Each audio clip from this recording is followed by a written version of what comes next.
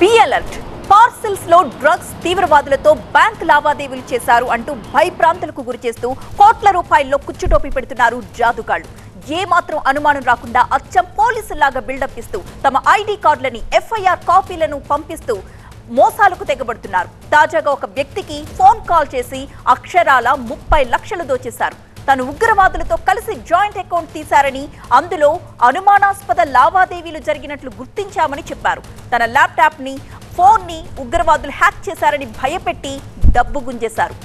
అయితే ఇలాంటి మోసాలపై అప్రమత్తంగా ఉండాలంటున్నారు ఆర్టీసీ ఎండీ సజ్జనార్. అజ్ఞాత వ్యక్తుల నుంచి డ్రగ్స్ పార్సెల్స్ పేరుతో ఫోన్ కాల్స్ కానీ, ఐవీఆర్ కాల్స్ కానీ వస్తే వాటికి అసలు రెస్పాండ్ అవ్వద్దని సోషల్ మీడియా ద్వారా హెచ్చరిస్తున్నారు.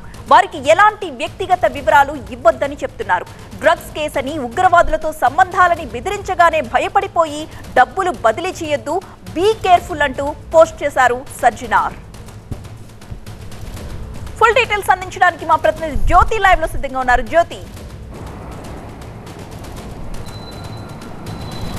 సైబర్ నేరాల పట్ల పోలీసులు ఎంత అవగాహన కల్పిస్తూ ఉన్నా కూడా కొత్త తరహా పంతాలో సైబర్ నేరగాళ్లు మాత్రం మోసాలకు పాల్పడుతూనే ఉన్నారు. తాజాగా డ్రగ్స్ పార్సిల్లు, అంతేకాకుండా ఎవరైతే ఉగ్రవాదులు ఉంటారో వాళ్ళకు సంబంధించి కాంటాక్ట్స్ ఉన్నాయంటూ కూడా బెదిరింపులకు పాల్పడుతూ ఉన్నారు.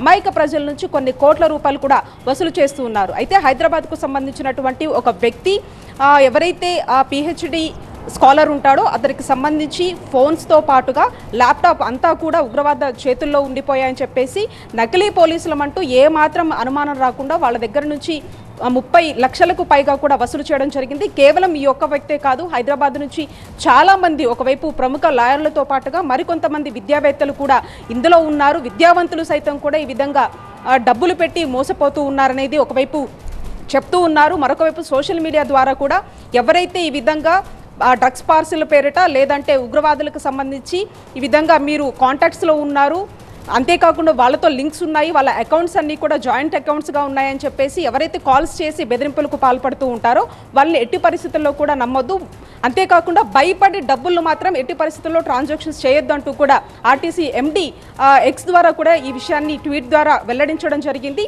కేవలం ఈ ఒక్క వ్యక్తే కాదు, చాలామంది కూడా ఈ విధంగా కాల్స్ చేసి భయపడుతూ ఉంటారు. అంటే ప్రధానంగా ముంబై క్రైమ్ బ్రాంచ్ నుంచి మేము ఫోన్ చేస్తున్నామంటూ కూడా నకిలీ పోలీసులు ఈ విధంగా అమాయక ప్రజలకు ఫోన్ చేసి వాళ్ళకి సంబంధించినటువంటి ఫోన్స్ కావచ్చు, ల్యాప్టాప్స్ కావచ్చు, ఇవన్నీ కూడా హ్యాక్ చేసేసి ఈ విధంగా భయాందోళనకు గురి చేస్తూ ఉన్నారు. కేవలం ఈ వ్యక్తిని మాత్రం దాదాపు 6 రోజుల పాటు రూమ్లోనే ఉంచి తమ కుటుంబ సభ్యులు ఎవరైతే ఉంటారో వాళ్ళు ఎట్టి పరిస్థితుల్లో బయటికి వెళ్ళినా వాళ్ళు ఎక్కడెక్కడ ఉన్నారో మాకు తెలుసు అంటూ కూడా వాళ్ళని ఖచ్చితంగా మేము ఎట్టి పరిస్థితుల్లో ఉగ్రవాద లింకుల్లో కూడా వీళ్ళు ఉండేటటువంటి అవకాశం ఉంటుందంటూ కూడా ఈ విధంగా భయభ్రాంతులకు గురి చేస్తున్నటువంటి సందర్భంలో ఖచ్చితంగా అప్రమత్తంగా ఉండాలంటూ కూడా చెప్తూ ఉన్నారు. ఇటువంటి ఏమన్నా ఉంటే మాత్రం ఖచ్చితంగా 1930కి కాల్ చేసి ఫిర్యాదు చేయాల్సిందిగా కూడా పోలీసులు అలర్ట్ జారీ చేస్తూ ఉన్నారు. Thank you Jyothi.